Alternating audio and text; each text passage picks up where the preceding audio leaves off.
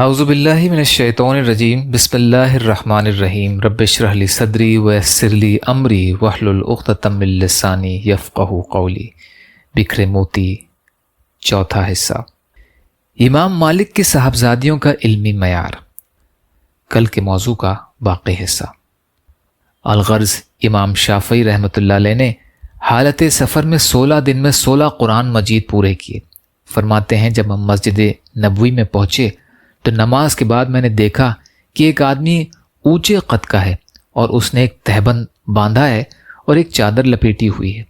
وہ ایک اونچی جگہ بیٹھ گیا اور کہنے لگا کہ قال رسول اللہ صلی اللہ علیہ وسلم، اور لوگ اس کے ارد گرد بیٹھ گئے۔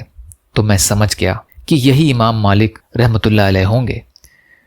یہ وہ دن تھے جب امام مالک رحمۃ اللہ علیہ احادیث کا املا کرا رہے تھے۔ موطا امام مالک کی جو احادیث ہیں ان کو لکھوا رہے تھے۔ میں نے ایک تنکا اٹھا لیا اور دل میں یہ سوچا کہ یہ میرا قلم ہے، اور ہاتھ سامنے کر لیا اور سوچا کہ یہ میری کاپی ہے، اور میں نے اپنی زبان سے اس تنکے کو لگایا کہ جیسے میں اس کو سیاہی لگا رہا ہوں، اور ہتھیلی پر لکھنا شروع کر دیا۔ اب طلبہ کاغذوں پر لکھ رہے ہیں، چنانچہ میں نے بھی ان سے املا کی نسبت حاصل کرنے کے لیے ہتھیلی پر لکھنا شروع کر دیا۔ کہنے لگے، اس دوران امام مالک رحمۃ اللہ علیہ نے میری طرف دیکھا۔ انہوں نے اس محفل میں 127 احادیث لکھوائیں۔ جب اگلی نماز کا وقت ہو گیا تو محفل برخاست ہو گئی، طلبہ چلے گئے۔ امام شافعی رحمۃ اللہ علیہ فرماتے ہیں کہ امام مالک رحمۃ اللہ علیہ نے مجھے دیکھا تو اپنی طرف بلایا اور مجھ سے کہا کہ تو اجنبی معلوم ہوتا ہے۔ میں نے کہا جی ہاں، میں مکہ مکرمہ سے آیا ہوں۔ کہنے لگے کہ تو ہتھیلی پر کیا کر رہا تھا؟ میں نے کہا میں احادیث لکھ رہا تھا۔ کہنے لگے کہ دکھاؤ۔ میں نے جو دکھایا تو ہتھیلی پر تو کچھ لکھا ہوا ہی نہ تھا۔ انہوں نے کہا یہاں تو کچھ نہیں لکھا ہے۔ میں نے کہا کہ حضرت، نہ میرے پاس قلم تھا نہ کاغذ، میں تو آپ جو املا لکھوا رہے تھے اس کی نسبت حاصل کرنے کے لیے ایک تنکا سے بیٹھا ہوا ہتھیلی پر لکھ رہا تھا۔ اس پر امام مالک رحمۃ اللہ علیہ ناراض ہوئے کہ یہ تو حدیث پاک کے ادب کے خلاف ہے کہ تم نے اس طرح سے لکھا۔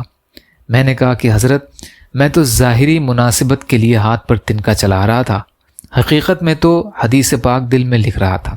امام مالک رحمۃ اللہ علیہ نے فرمایا کہ اچھا، اگر تو دل میں لکھ رہا تھا تو مجھے چند روایتیں اس میں سے سنا دے تو میں تجھے جانوں۔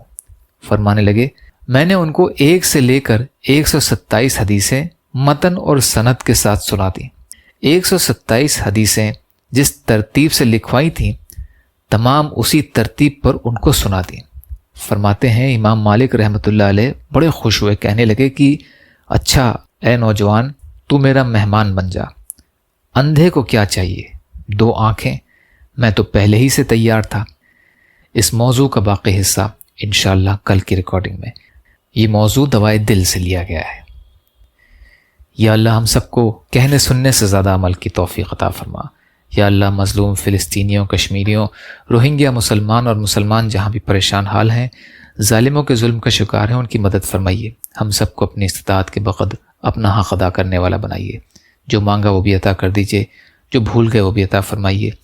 ربنا تقبل منا انک انت السمیع العلیم برحمتک یا ارحم الراحمین۔ لا الہ الا اللہ محمد رسول اللہ۔ السلام علیکم۔